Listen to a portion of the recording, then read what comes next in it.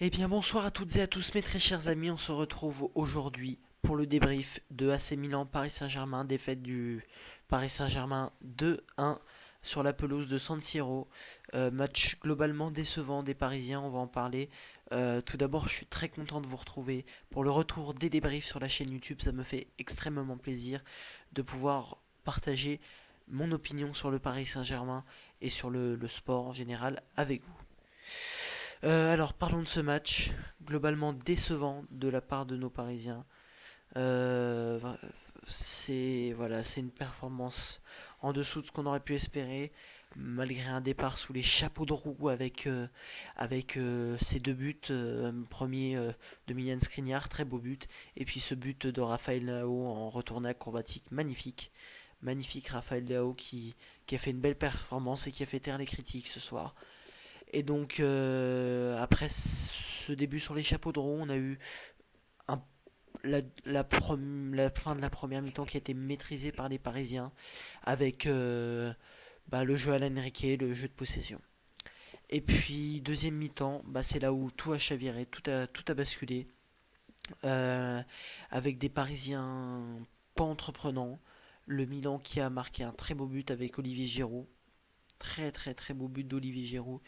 Et puis surtout, les Parisiens n'ont pas su réagir dos au mur. Et si on devait résumer ce match et cette deuxième mi-temps en deux mots, manque de caractère.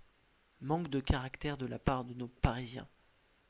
Ouais, l'équipe dos au mur n'a pas su réagir. Et ça, c'est très gênant. Une stat effrayante, sur les 11 derniers matchs de Ligue des Champions, seuls 2 ont été reportés à l'extérieur. Et sur les 6 derniers matchs de Ligue des Champions, aucun n'a été remporté à l'extérieur. Ça, c'est une stat effrayante.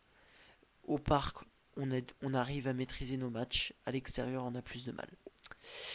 C'est inquiétant, et on va rentrer un peu plus dans le détail.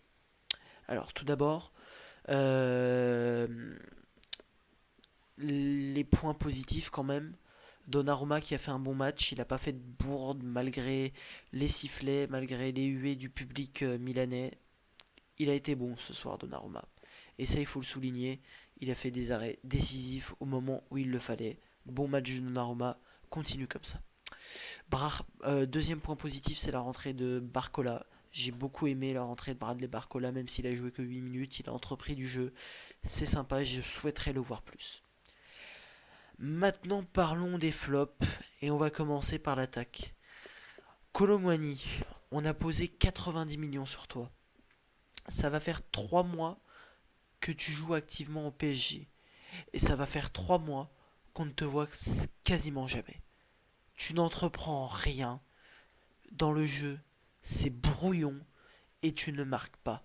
Contrairement à Dembélé qui lui arrive à éliminer des joueurs, arrive à produire du jeu. Toi, tu produis rien.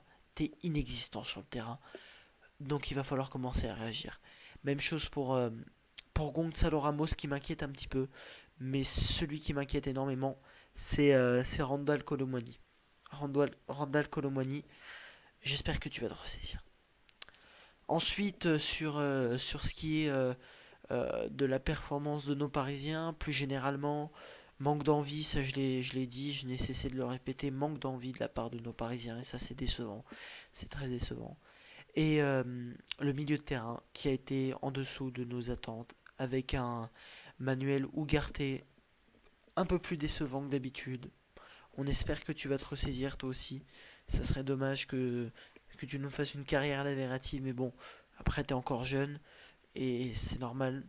Et même chose pour le milieu de terrain en général, il est vachement jeune, donc je pense que ça peut arriver, mais il faut que ça évite de se reproduire.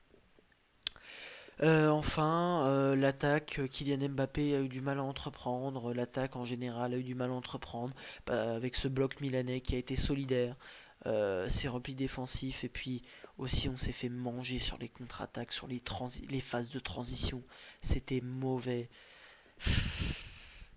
En fait, ce match a été laborieux, vraiment, et j'espère qu'on va réussir à se ressaisir parce que là, il nous reste deux matchs très compliqués au niveau comptable, c'est très compliqué. On comptabilise entre guillemets que 6 points, 2 matchs de défaite.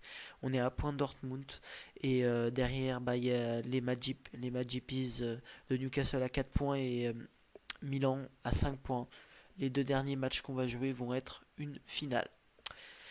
Voilà, voilà mes très chers amis, je pense avoir résumé ce match. Merci à tous de m'avoir suivi. N'hésitez pas, comme je vous l'ai dit, à vous abonner, liker, commenter, partager. Du beau contenu arrive de retour. N'hésitez pas à aller voir une de mes vidéos anciennes Daft Punk Medley. Et sur ce, c'était Elio. Passez une bonne soirée, une bonne fin de semaine. Ciao!